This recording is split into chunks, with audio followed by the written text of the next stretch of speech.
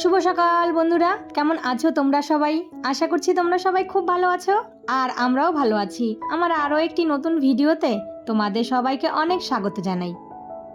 আজ হচ্ছে বুধবার আর এখন বাজে ঘড়ির কাঁটায় ওই সকাল 6টা মতো।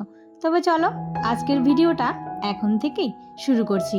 আশা করি ভিডিওটা তোমাদের ভালো লাগবে। আজকেও জানো তো, এই যে একটু দেরি হয়ে গেল, মানে 5:30টার দিকে ঘুম থেকে উঠতে পারলে তাহলে না কাজগুলো খুব অনায়াসে সেরে নেওয়া যায়। আর যদি 6টা বেজে যায় তাহলে ওই যে তাড়াহুড়ো লেগে যায়।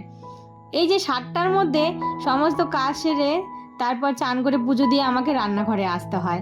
এই জন্যই একটু আগে ওঠার চেষ্টা করি, কিন্তু ওই যে ঘুমটা না কিছুতেই ভাঙতে চায় না রোজ সকালে। তাই আবার কোনো দিন হয়তো অনেক আগেই ঘুমটা ভেঙে যায়। তো এই যে ঘরটরগুলো ঝাড় দিয়ে চলে আসলাম বাইরে উঠোন ঝাড় দিতে। এদিকে আমার হাজব্যান্ডও কিন্তু ঘুম থেকে উঠে পড়েছে। আর ঘরটা জানো তো, শুধু আমাদের ঘর আর রান্নাঘরটাই ঝাড় দিলাম।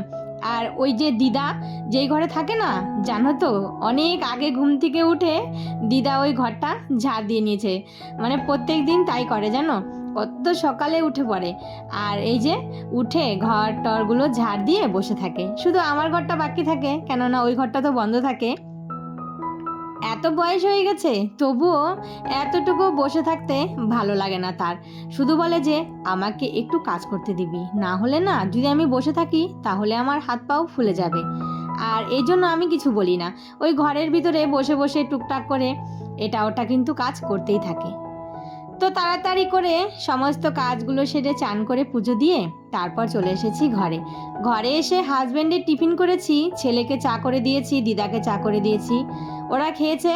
তারপর আমি আমার জন্য 1 কাপ লিকার চা করলাম আর সাথে 2টো টোস্ট বিস্কুট।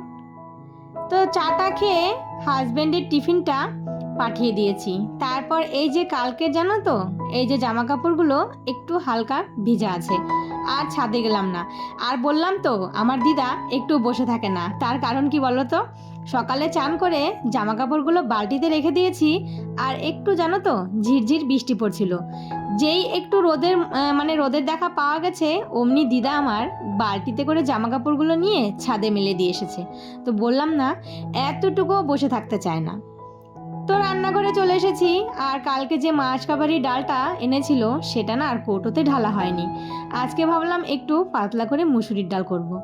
আমার আবার ডালের মধ্যে না ওই মুসুরির ডালটা একটু পেঁয়াজ টেয়াজ দিয়ে খেতে ভালো লাগে পাতলা করে। আর ডাল খেতে ভালো লাগে না আর কোনো ডাল, কিন্তু ওই যে বাধ্য হয়ে নিরামিষের দিন খেতে হয়। অনেক দিন থেকে শাক খাওয়া হয় না। আমার না শাক খুব প্রিয় জানো তো। প্রতিদিন যদি সাথে একটা শাক ভাজা হয় আমার কিন্তু বেশ ভালো হয়। কালকে ছেলেকে টিউশন দিয়ে আসার পথে ওই রাস্তার ওপর দিয়ে যেতে হয়, তো আগে গলির ভেতর দিয়ে যেতাম, তো সেখানে বৃষ্টিতে কাদা জমে গেছে, তাই রোড দিয়ে যেতে হয়। যাবার পথে শাক দেখে গেছি, এই যে কমলি শাক, আর দেখে না আমার খুব লোভ ছিল। তো আসার সময় 1 মুঠো শাক দেখে এসেছিলাম, তো হাজবেন্ড গিয়ে পরে নিয়ে আসলো। আর এই যে শাকটা বেছে দিয়েছে এটা আমি ভালো করে ধুয়ে নিলাম। তারপর এই যে ফ্রিজ থেকে সমস্ত মাছগুলো বের করে নিলাম। এই যে তেলাপোয়া মাছ আর এই যে পুঁটি মাছগুলো আমার মা কিন্তু পাঠিয়ে দিয়েছে। আমার ছেলে গিয়েছিল বাবার বাড়িতে, মানে আমার মার কাছে গিয়েছিল, তো সেখান থেকে ও এসেছে সোমবারে, তো এই মাছগুলো কিন্তু নিয়ে এসেছে। আর এই যে ফ্রিজে রয়ে গেছে কয়েকটা ইলিশ মাছ, মাছের মাথা আর ওই যে হচ্ছে চাপলা মাছ।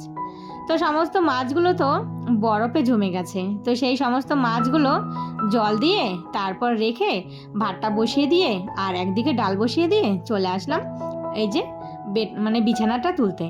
ছেলেও ঘুম থেকে আজকে একটু তাড়াতাড়ি উঠে গেছে, তো ভাবলাম যে চলো তাহলে বিছানার চাদরগুলো এই যে বিছানাটা তুলে ফেলি।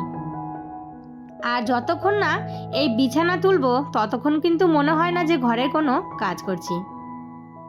ভিডিওর এই পর্যায়ে এসে ওই রোজকার বলা কথা তোমাদেরকে আবার বলছি, আমার ভিডিওটা না বন্ধুরা প্লিজ পুরোটা দেখার অনুরোধ রইল।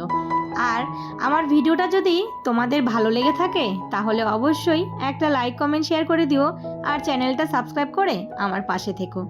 আর যেই বন্ধুরা অলরেডি এই কাজটা করে দিয়েছো তাদেরকে অসংখ্য ধন্যবাদ। আর যারা এখনো করনি তাড়াতাড়ি করে আমার পাশে থেকে আমার বন্ধু হয়ে যাও।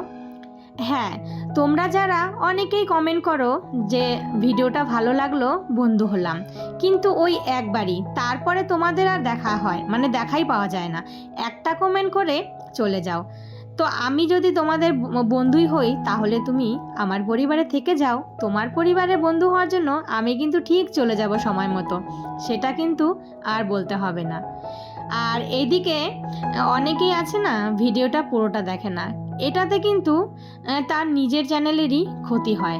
কেননা আমরা মানে আমি বিশেষ করে যার ভিডিও দেখি পুরোটা, আমরা কিন্তু বেশ বড় একটা ভিডিও করি না, ওই 7 মিনিট 8 মিনিট, হাইয়েস্ট হলে 10 মিনিট, তার বেশি কিন্তু করা হয় না।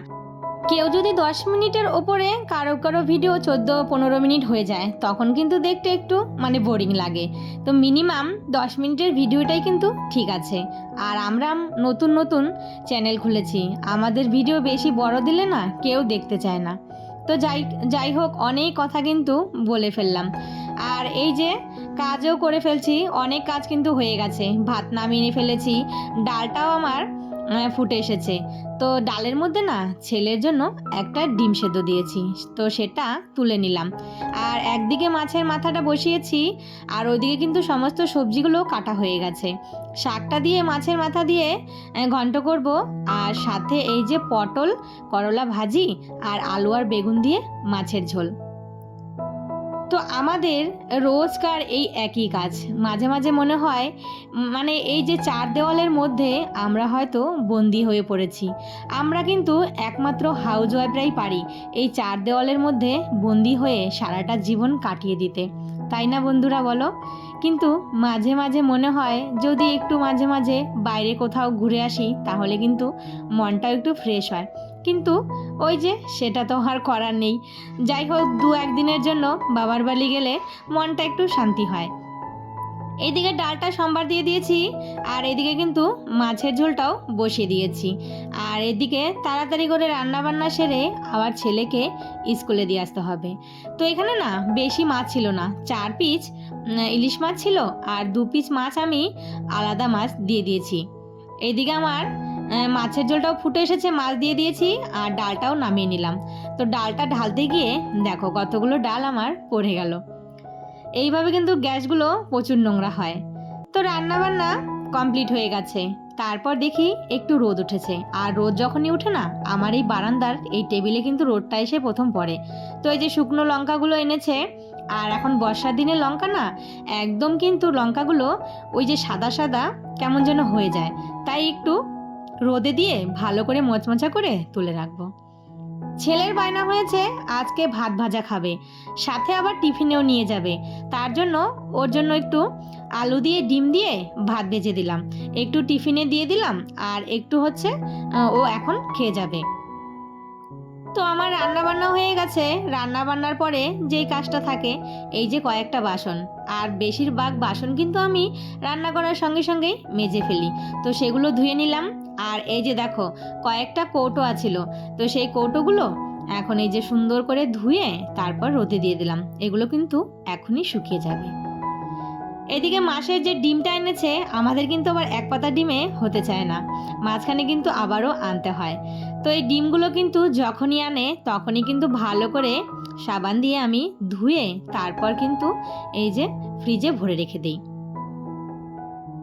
তারপরে এই যে কালকের জামা কাপড়গুলো শুকিয়ে গেছে, দিদা কি করলো সমস্ত জামা কাপড়গুলো তুলে এনেছে, এনে এই যে আমাকে দিল, আমি এখন এগুলো সুন্দর করে ভাঁজ করে গুছিয়ে জায়গা মতো রেখে দেব। আর এই যে জানো তো মানে বাড়িতে কেউ থাকলে না হাতে হাতে কাজগুলো করে দিলে আমাদের কিন্তু অনেকটাই হেল্প হয়। আর আমার দিদা কিন্তু বসে বসে আমাকে মানে অনেক কাজ করে দেয় জানো তো। এই যে দেখো জামা কাপড়গুলো ছাদে মেলে দিলে সেগুলো তুলে এনে দেয়, তারপর এই যে খাওয়া দাওয়া করে অনেক সময় আমি ব্যস্ত থাকি, তো ছেলেদের থালা বাসনগুলো কিন্তু ধুয়ে দেয়, আমি না করি কিন্তু তবুও করে। যাই হোক, এইদিকে শুকনো লঙ্কাগুলো মচমচা হয়ে গেছে, এগুলো এখন কৌটোতে ভরে রেখে দিচ্ছি। তো চলো বন্ধুরা, আজকের ভিডিওটা না একটু বড় হয়ে গেছে, তো প্লিজ তোমরা একটু মানিয়ে গুছিয়ে দেখে নিও। তাহলে আজকের ভিডিওটা এখানেই শেষ করি। সবাই ভালো থেকো, সুস্থ থেকো, আর ভিডিওটা কেমন হয়েছে অবশ্যই একটা কমেন্ট করে জানিও। আবারও দেখা হবে।